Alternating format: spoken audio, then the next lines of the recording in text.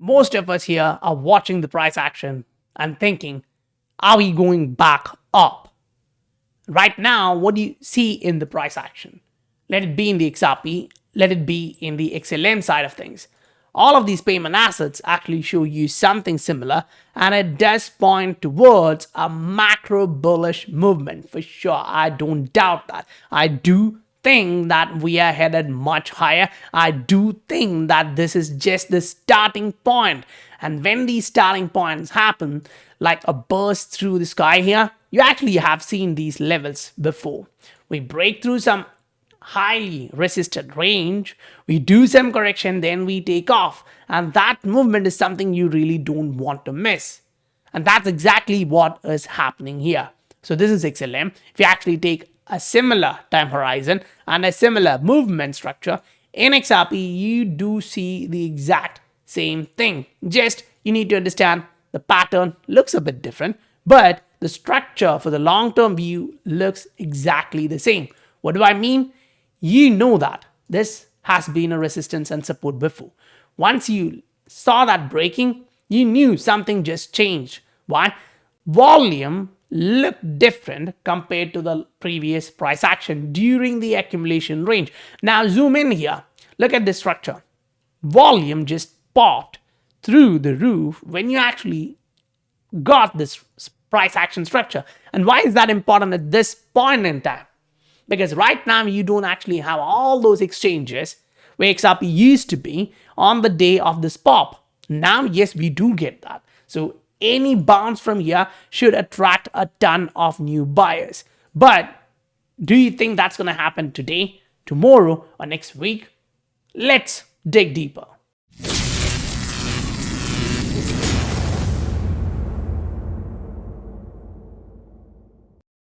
Welcome to the Scientific Investor family, where the normal retail guys learn how to become the next top 10% of this world.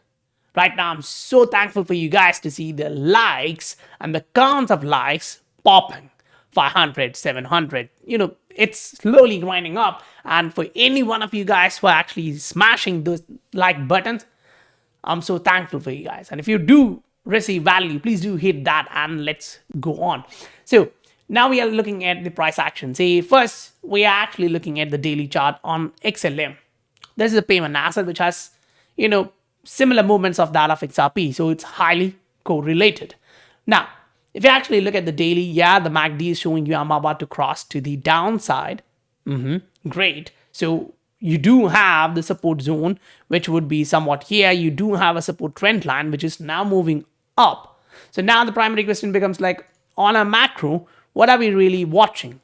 What does the RSI show you? Is the RSI in the negative territory? Is the RSI in the positive territory? We are in the positive zone. Why is that so important? Because when you actually go back in history, now this is, for me, this is super important because you learn from the history and you don't want to repeat the exact same mistake if you have done that before. Say back in the days when we were here and when we were breaking through this range, we saw that the MACD decided that I'm moving to the upside and I reach this zone. What happens? You pop. And that was already indicated in this range when the MACD came to the positive territory. Now, after a few years, exact same thing repeats. MACD reaches the positive zone and that's where you are starting the big run up. Now, you would be surprised if you're watching for a run up in next 10 days and popping through the roof. But if you do have 5 to 6 months time horizon for picking your top, I'm not talking about the run up. The run up will take this time horizon. You will need that time. You need to give market what it needs. And mostly it's time, it's patience. Why? Because that's how the market cleanses a lot of people out. Now, do we have a similar situation on a higher time frame structure than this one? Say we look at the monthly chart. We go on a monthly chart and this is what you see here. Monthly MACD is suggesting you that I'm crossing to the upside. It's not like Ether and other assets where it's saying I'm going to cross to the upside. Whereas here you see exactly what's happening. You already got to see this. Now, why is that really important? It's again super easy for all of us to do. zoom out, look at what exactly happened during that time zone. You break out, you start a macro run up, you go, you pop through. Wow. If you really want to miss this run up, all you can do is to be fearful and move out. When everyone else is fearful in the market, this is where you double down. This is where you buy all these dips. If it's me, I would do the exact same. Now, take that exact view and look at XRP. Yeah, we did get a bounce from the support. Yes, we did try back towards the level of 0.73, but we kind of failed at that level. So usually what happens is, if you see a pattern like this, then eventually you come back to the next level of support. So for the time being, the first level of support we are looking at is 0.68 for sure. And that's where the daily MACD suggests to you I'm crossing to the downside, I'm looking for a support. Great, agreed, all those perspectives are clear. But what matters here for you and me who have been in the market for so long is the primary question. Okay, are you here in the market for next 1 week, next 1 month, or are you looking for next 3 months to 6 months where you are really looking for something like this to come into the market, or maybe at least half of this part? Even if you think half of that's about to happen, that means you're about to watch a massive increase in dollar terms of your portfolio. Because XRP terms, most of us all are rich or wealthy. Why? Because we've been accumulating this asset for a long period of time. If you wanted to buy 10,000, if you wanted to buy 100,000, if you wanted to buy a million, you had a long period of time to do just that. So there is no excuse in saying I didn't get time to do that.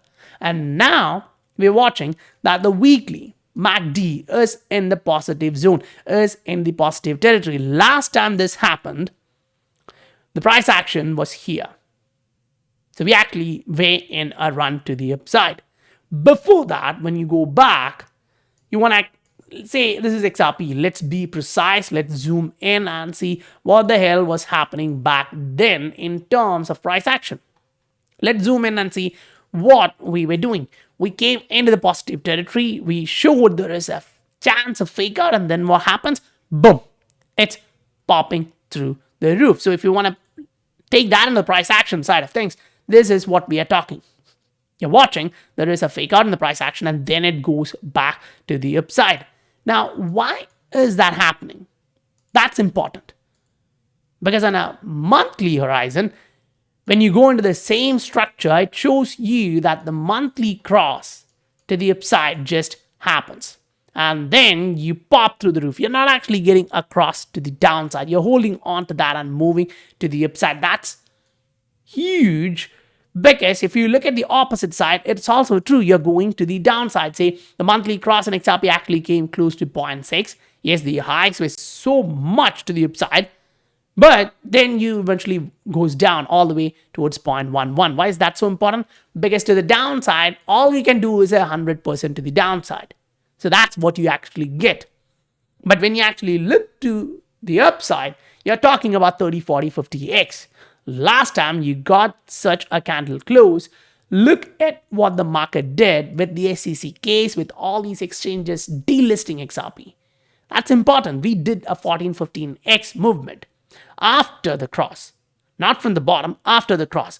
So if you take that perspective here and say, okay, this time around, we have all these exchanges relisting us like this time horizon here. And we are crossing to the upside on the monthly, and the RSI shows you there is no need to be doubtful here. If you actually take a look at this, just ask this question to yourself. Do you really think there is a bearish movement happening in this market? I personally don't think so. What I'm looking at on the negative side, say I want to be conservative, I want to be, as much negative as possible on this asset, I would actually look at this range and say, okay, by the time the monthly resistance reaches 60, we may actually get some sort of correction. Great. Where are we right now? We're at 55. So we need the monthly MACD to run up to at least 60. which means the price action may be at $2 or 3.8, the all-time highs range by that time, because we're talking about a monthly candle and a monthly fluctuation here. And if you do see that breaking from this point, it's going to be something else happening in the market, because here, when the price action went up, it couldn't break these levels because you didn't actually get that much amount of money coming into the market. So this strength completely, 100%, it was low. Why? Because you don't have all those exchanges having XRP, giving the opportunity to buy when it's moving through. Now you do have that. So it becomes really important for us to understand this as what's happening on the macro. Now, if you actually have a doubt, not all assets look the same.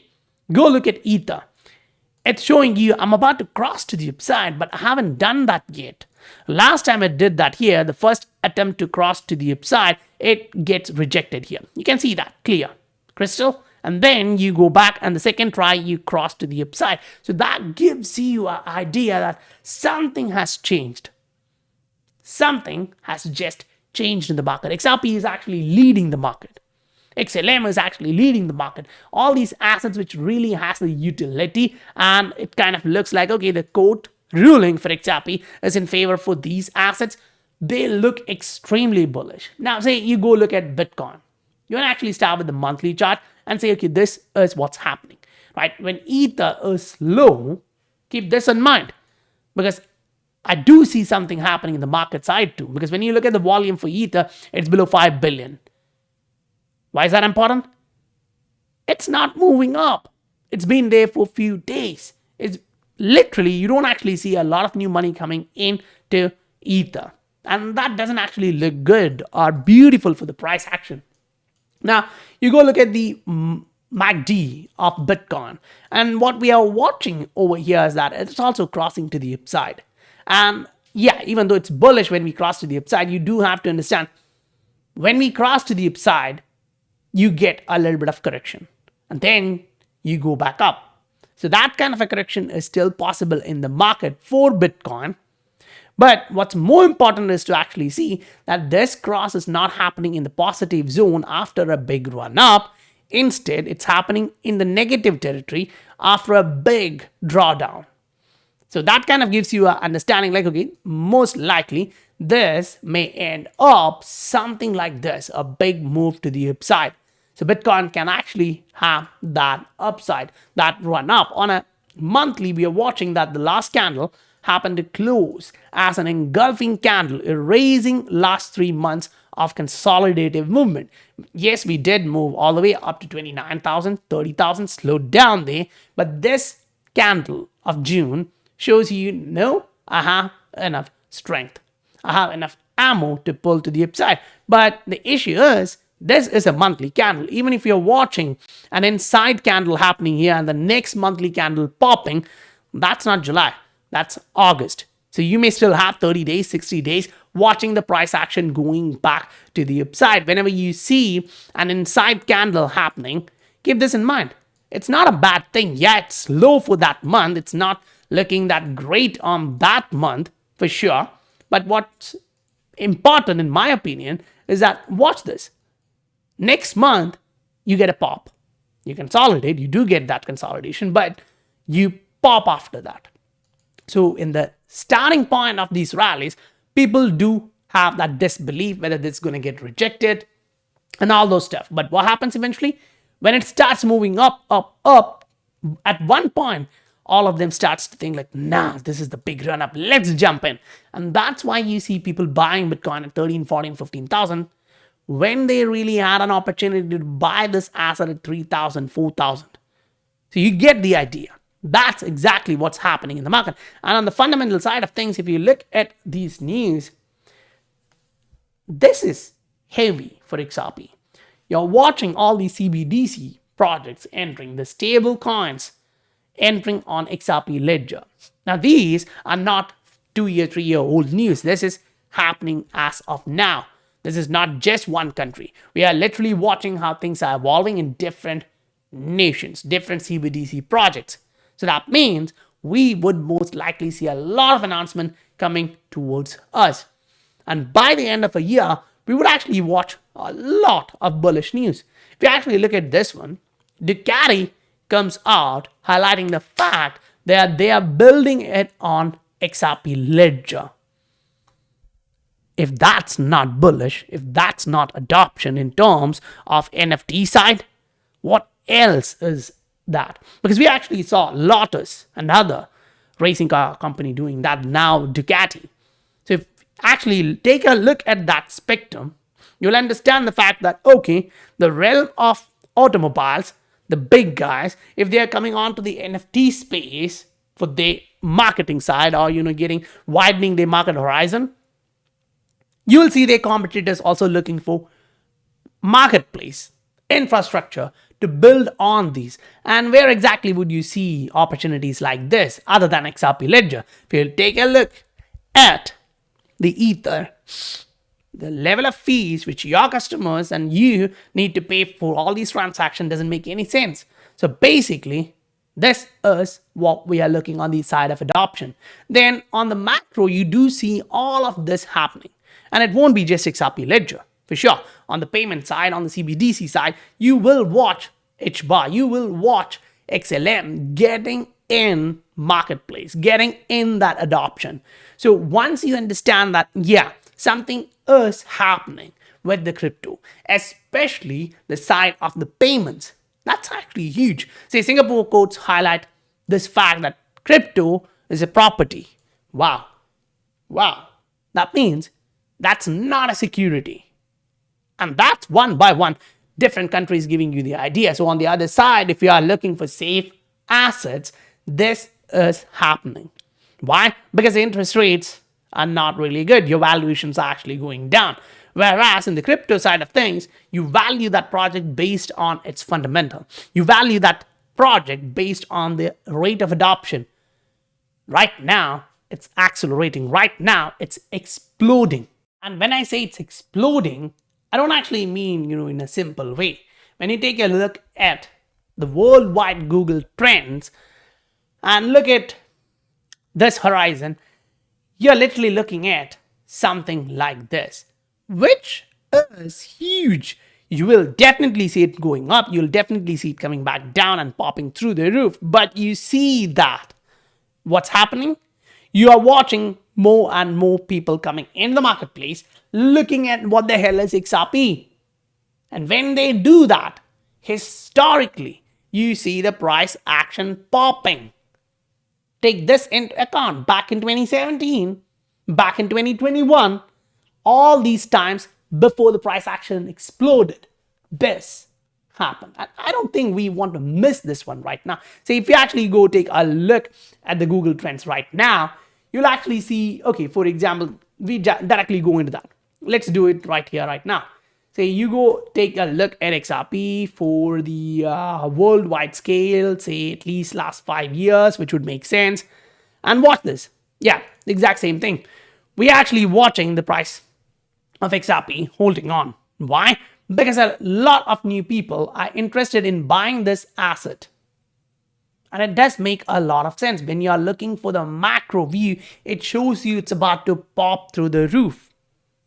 And that's not something new. And whenever this happens, this is, no-brainer.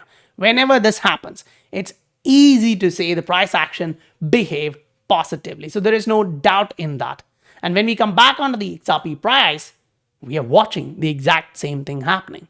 So whenever you see price going up and more people are interested in this asset, they're coming on, they're searching what this asset stands for, they understand all this news, and especially right now, you have a ton of news, which is central bank digital currency being built on that infrastructure.